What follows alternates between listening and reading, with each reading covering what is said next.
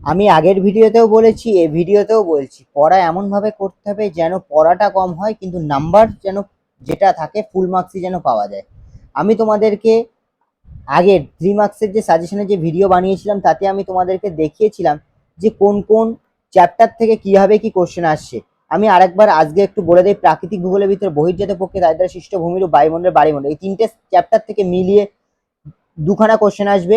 সেই দুটো কোশ্চেনের ভিতরে একটা কোশ্চেন তোমাদেরকে লিখতে হবে, ঠিক আছে? আমি আগের ভিডিওতে এই তিনটে চ্যাপ্টারের কিন্তু 3 মার্কসের সাজেশন কিন্তু আমি কভার করেছিলাম। পরিবেশ ও ভূগোলে বজ্র ব্যবস্থাপনা থেকে দুখানা কোশ্চেন আসবে, একটা কোশ্চেন লিখতে হবে। আঞ্চলিক ভূগোল ভারত খুবই বড় চ্যাপ্টার, সেখান থেকে দুটো কোশ্চেন আসবে, একটা কোশ্চেন লিখতে হবে। উপগ্রহ চিত্র ভূবৈচিত্র্য মানচিত্র দুটো কোশ্চেন আসবে, একটা কোশ্চেন লিখতে হবে। টোটাল 12 মার্কস আসবে বিভাগ ঘয়ে। তোমরা যে কোনো একটা কোশ্চেন সেট খুঁজে বের করো, দেখো বিভাগ ঘতে 12 নম্বরে 3 নম্বরে কোশ্চেন টোটাল 4টে লিখতে হবে। তো আমি আগের ভিডিওতে এই টপিকটা নিয়ে আলোচনা করেছিলাম, এই বহির্জাত পক্ষে দারিদ্র সৃষ্ট ভূমিরূপ বায়ুমণ্ডল বাড়িমণ্ডল, এই তিনটে চ্যাপ্টারে সাজেশন দিয়েছিলাম 3 নম্বরে। আজ আমি পরিবেশ ভূগোলে বজ্র ব্যবস্থাপনা চ্যাপ্টারের সাজেশন কি কি হয়, কোন কোন কোশ্চেন ইম্পর্টেন্ট আমরা দেখে নেবো এক নজরে। এই হচ্ছে পরিবেশ ও ভূগোল। পরিবেশ ও ভূগোলের ভিতরে বর্জ্য ব্যবস্থাপনার একটাই চ্যাপ্টার আছে, 3 মার্কসের সাজেশন দিচ্ছি। দুটো কোশ্চেন আসবে, এই যে আমি যে আজকে কোশ্চেনগুলো দেখাবো তার ভিতরে একটা না একটা তোমাদের অবশ্যই কমন আসবে। দুটো কোশ্চেন থাকবে পরীক্ষায়, যে কোনো একটা তোমাদেরকে লিখতে হবে, ঠিক আছে?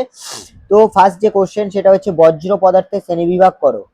2 দাগের কোশ্চেন বজ্রের পরিমাণগত হ্রাস কিভাবে করা যায়। 3 নম্বর দাগের কোশ্চেন পরিবেশের ওপর বজ্র পদার্থের প্রভাব লেখো। 4 নম্বর দাগের কোশ্চেন বজ্র ব্যবস্থাপনার প্রয়োজনীয়তা উল্লেখ করো। কি কারণে প্রয়োজন বজ্র ব্যবস্থাপনার প্রয়োজনীয়তা? বজ্র কম্পোস্টিং পদ্ধতির প্রধান সুবিধাগুলি কি কি, ঠিক আছে? গ্যাসীয় বজ্র নিয়ন্ত্রকের উপায়গুলি বা স্ক্রাবার সম্পর্কে লেখো, একই কোশ্চেন।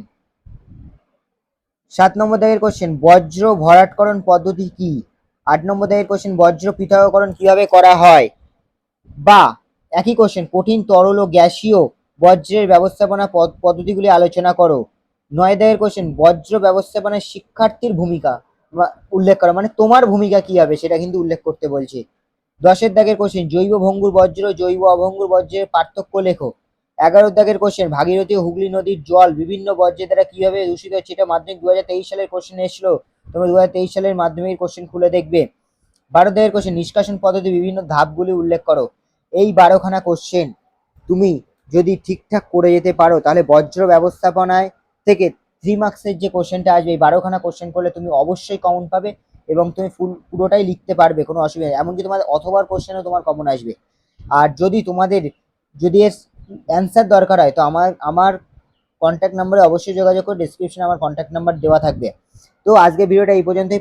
যদি ভিডিওটা ভালো লেগে থাকে তাহলে অবশ্যই লাইক কমেন্ট সাবস্ক্রাইব করে দিয়ে পজিটিভ থিঙ্কিং চ্যানেলের সাথে যুক্ত হয়ে থাকো। পরের ভিডিও দেখা হচ্ছে, আমি আঞ্চলিক ভূগোল ভারত চ্যাপ্টার 3 মার্কসের সাজেশন ঠিক এইরকম ভাবে তৈরি করব। দেখা হচ্ছে পরের ভিডিও।